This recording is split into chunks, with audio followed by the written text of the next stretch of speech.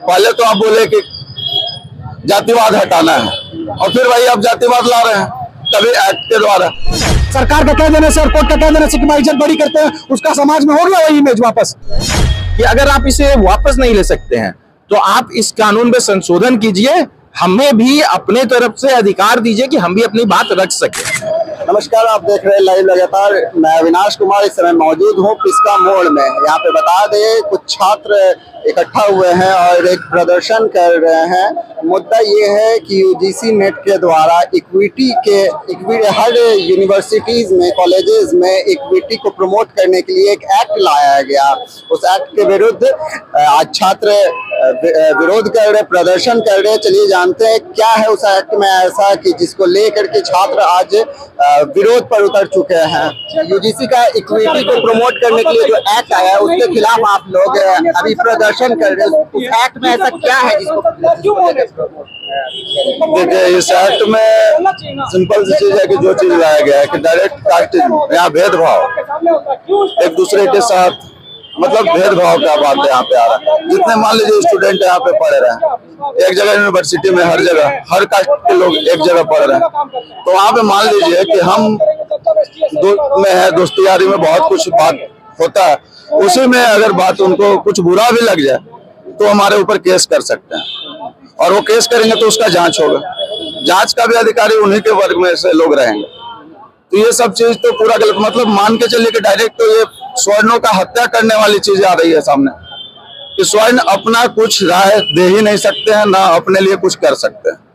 पहले तो आप रिजर्वेशन में आप लोग स्वर्ण को सता रहे हैं, तब भी स्वर्ण को कोई दिक्कत नहीं है। अब ठीक है, चलिए वो भी चल रहा, लेकिन उसके बाद भी इस तरीका का जो आप कानून ला रहे हैं, इससे क्या इम्पैक्ट पड़ेगा?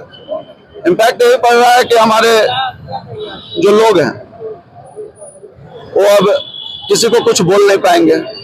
दोस्ती यारी तो उससे अच्छा है ना कि कॉलेज ही नहीं है इंसान, कॉलेज क्यों जाएगा? फिर जब हर जगह भेदभाव ही कीजिएगा तो कॉलेज को भी बांट दीजिए हर तरीका से। मतलब आप बांटने का काम क्यों कर रहे हैं? पहले तो आप बोले कि जातिवाद हटाना है और फिर वही आप जातिवाद ला रहे हैं तभी एक्ट के द्वारा। मतलब स्वर्ण का ये भी अधिकार नहीं है कि आप केस भी कर सकते हैं अगला के खिलाफ। सिर्फ वो मतलब उन लोग जो चाहे वो कर। आज के डेट में पहले भी हरिजन एक्ट, ये एक्ट, वो एक्ट रहा है, उसमें क्या था? उसमें भी यही चीज था कि आप कुछ कीजिए या मत कीजिए, उन लोग अगर आपके ऊपर केस करेंगे तो कार्रवाई होगा। देखिए, प्रावधान में ऐसा लिखा हुआ है कि इसमें कोई भी जो सामान्य वर्ग से लोग आते हैं उन पर आप इनडायरेक्ट टिप्पणी भी करते हैं। ऐसा नहीं कि हम आपको फेस टू फेस बोले या आपके कान में कहीं से सुनने को भी आया कि हम आपके खिलाफ कुछ बोले तो आप जाके मेरे ऊपर मुकदमा कर सकते हैं, जिसके अगेंस्ट में हम अपना बचाव में कुछ नहीं कर सकते हैं। तो यही प्रावधान का सबसे खराब पॉइंट है कि हम अपने बचाव में आप पे एक सिंपल सा सवाल भी नहीं उठा सकते। और भी प्रावधान में ऐसी चीजें, अगर आपके ऊपर अगर कोई दूसरा छात्र या आपका सहपाठी अगर कोई भी दावा लगा देता है कि इस तरीके से भेदभाव किया जाता है तो आप उसमें बचाव करने का भी आपके लिए प्रावधान नहीं दिया? नहीं, मेरे लिए कोई बचाव करने का प्रावधान नहीं दिया गया है। और जांच कमेटी है, जो जांच कमेटी गठित होगी वो भी लोअर कास्ट, SC ST वगैरह वगैरह वही लोग होंगे। उसमें कोई स्वर्ण उसमें नहीं होगा कि वो सच्चाई जांच होगा कि नहीं होगा, आपको पता भी नहीं चलेगा क्या हो रहा है अंदर। आपको बस 3 साल के लिए जेल, कॉलेज से रेस्ट्रिक्शन, आगे एडमिशन होगा कि नहीं होगा, ऐसा कलंक लग जाएगा आपको। कौन कॉलेज एडमिशन देगा? आप किस मुल्क को समाज में लेके जाएंगे? आगे आने के बाद आप ब्लैकमेल भी कर सकते हैं। क्या आगे आने के बाद आप ब्लैकमेल भी कर सकते हैं हमारे स्वर्ण समाज के स्टूडेंट को इसी तरीका से।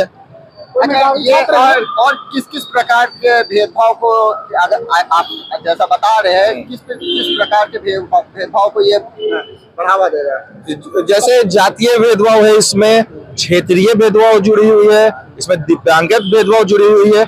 और ये मेरे हिसाब से ना कि जो हम लोगों में आपसी प्रेम है, हम सभी वर्ग मिलकर रहते हैं, उस आपसी प्रेम को बिगाड़ने का ये कानून काम कर रहा है कि हम पे ही फूट डाल रहा है। एक तरफ आप बोलते हो कि बटोगे तो कटोगे और दूसरी तरफ ये कानून लाते हैं जिसमें आप बांट देते हैं। तो अगर आपको बांटना ही है तो आप उन लोग के लिए स्पेशल कॉलेज बना दो, हम नहीं मना करेंगे, हम नहीं प्रोटेस्ट करेंगे। पर हम अब तो हम कैंपस में भी हमारे स्टूडेंट सेफ नहीं है। वो कैंपस में गए, वो किसी से हंसी मजाक किए, अपोजिशन उससे हंसी मजाक 100 बार किया, वो कुछ नहीं कर सकता है। पर अगर हम हंसी मजाक उससे एक बार भी कर दिए तो वो मेरे पे कंप्लेन केस फाइल कर सकता है, जिसके तहत मुझे 3 साल के लिए जेल हो सकता है, कॉलेज से रेस्ट्रिक्शन मिल सकता है। और ये सिर्फ स्टूडेंट के लिए नहीं है, इसमें टीचर, कॉलेज के स्टाफ, यहाँ तक कि ड्राइवर भी आते हैं।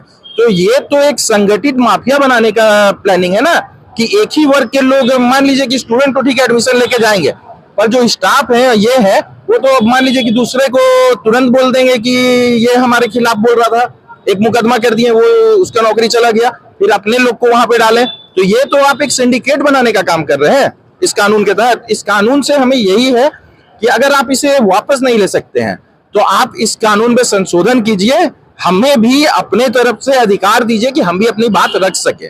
हम भी जो कि जिन्होंने हम पे केस किया, हम भी उसके ऊपर गलत पाए जाने पे हम उसके ऊपर केस कर सके। प्रावधान बस हमसे हमारी यही मांग है सरकार से। मेरा परिचय गौरव सिंह हुआ, छात्र नेता।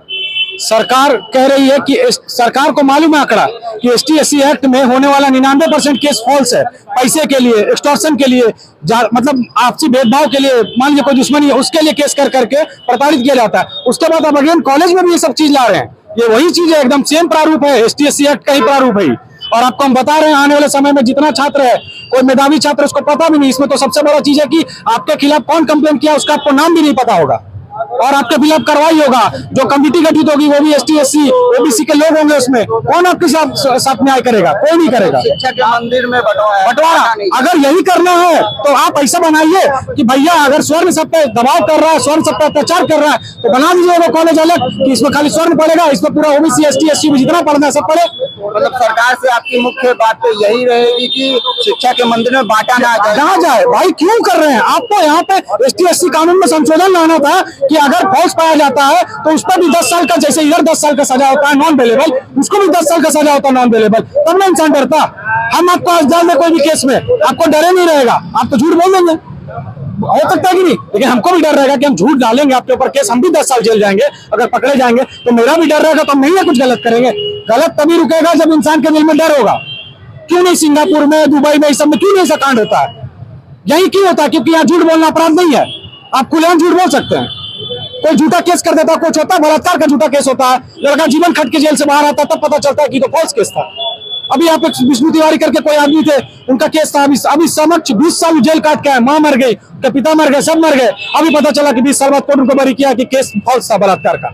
ST/SC एक्ट में लोग अपना जीवन बिता देते हैं जेल में, बाद में पता चलता है कि ये केस तो फॉल्स था। उसका जिम्मेदार कौन है? सरकार का कह देने से और कोर्ट का कह देने से कि भाई इज्जत बड़ी करते हैं, उसका समाज में हो गया वही इमेज वापस आ जाता है क्या इमेज? बहुत बहुत धन्यवाद। क्या परिचय हो गया आपका? मेरा नाम सौरभ कुमार है।